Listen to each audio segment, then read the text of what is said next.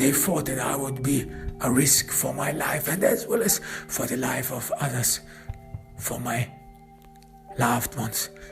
Could I bear my wife and children look at me in contempt, drawing back, rebuffed by sick words I say when my face, and this is how many lunatics are when they cannot keep up their charade, when they cannot keep up their mask, and then after a while, after they get all exhausted, pumped up, drawn out, then their real faces emerge from behind this mask, and their faces then are distorted in an ugly way, in a stupid way, in an insane way. I always imagine that you can fathom and detect a madman, an insane person through his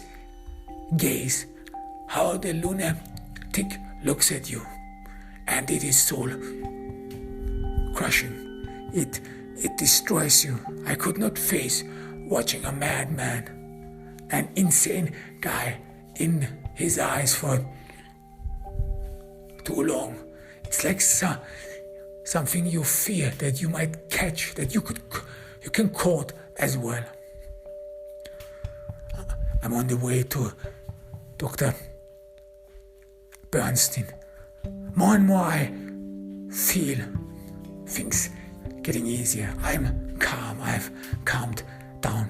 More and more I imagine, and I'm convinced that this will work out eventually, that I will eventually find a way. And even though it is a tumor, Claire, she will understand. Claire will probably be relieved.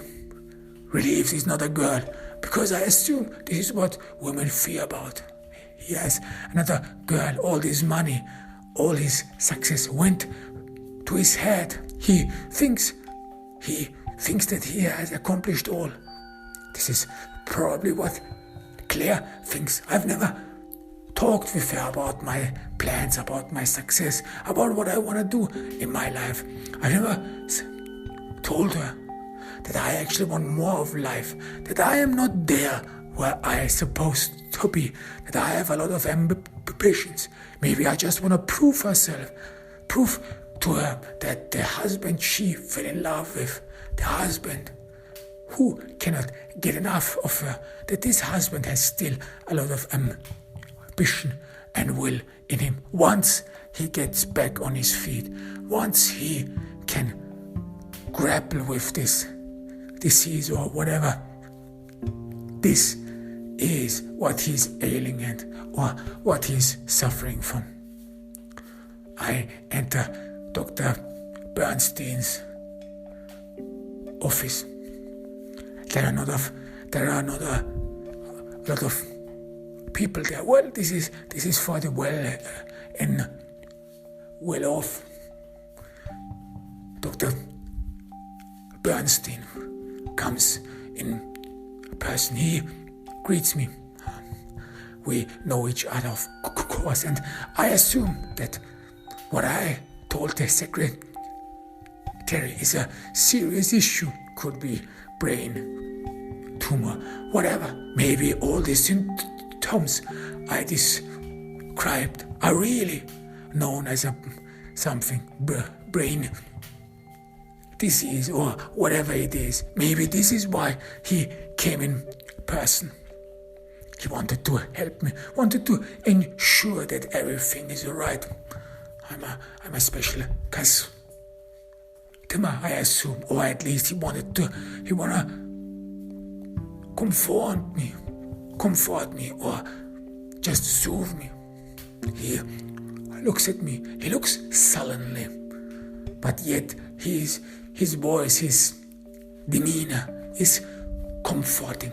I just love Jewish doctors. They seem to know the right remedy or the right treatment for every situation. Once my once I heard someone say, if you want to have a good doctor, get yourself a Jewish one.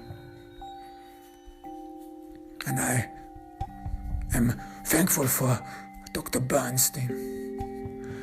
He has an understanding thing. He again asks me about the ailments I've been suffering from. I talk about it, about these thoughts, about what I think it is, and I hope what it is. But the more I talk about it, the more I get scared. This is something serious, and I've wasted all my thoughts on insanity. I could have been earlier here. Maybe this is the last time, the last whiff of my life, this great life I still think I have accomplished. Maybe I should have come here earlier. Do not waste my time with stupid fears. Dr. Bernstein listens to my description. He advises me to make a brain tomography at once. He doesn't want to scare me. He knows his words, and he chooses his words carefully. He probably assumes that I'm in trouble. He doesn't see. Apparently, he's not aware that I feel some sort of a relief, and I would still feel a relief somehow. A relief if it is indeed a brain tumor. If he can find something that is wrong with me, something for which I could get a remedy, for which I could be healed of, because I am more and more confident. My ambition, my will, which has brought me so far, which has helped me to accomplish so much in my life, will help me to beat this disease. I am sure of it. So I make this tomography. I still feel some sort of weird. It is weird to be in your skin. I don't know whether you can say this, whether you can describe the feeling, but sometimes it feels like that this body of yours, that this body you would be living in would not be yours.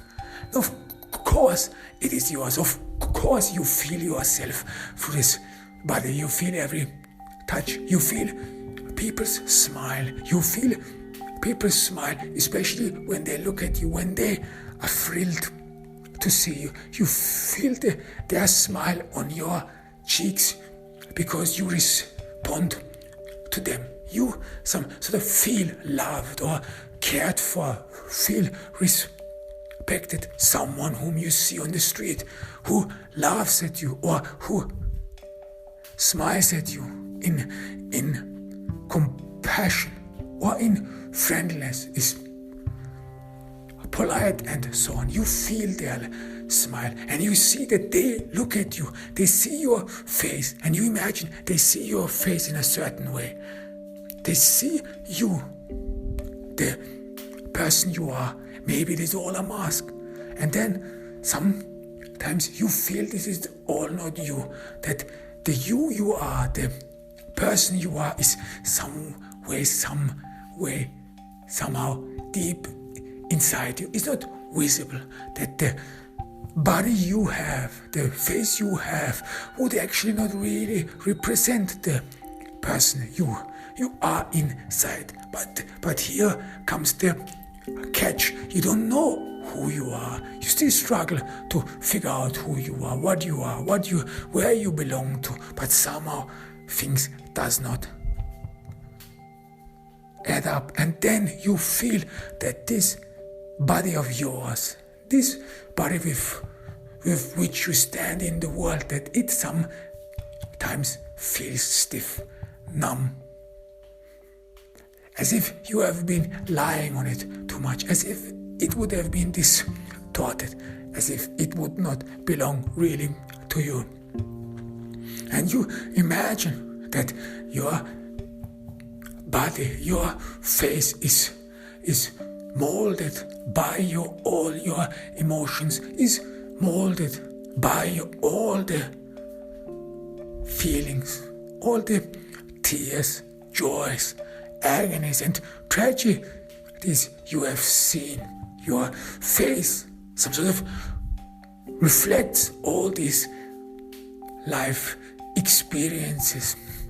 Whether you have been laughing a lot, whether you have been frowning a lot, have been nervous a lot, have been going through hell a lot, or have lost your mind a lot, all seems to be written on someone's face, as if someone's life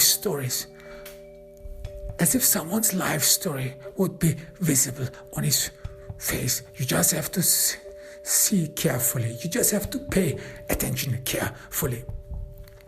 This is how it feels. But then I imagine my life story. I imagine what I went through, and I still feel a numbness. Is this even possible?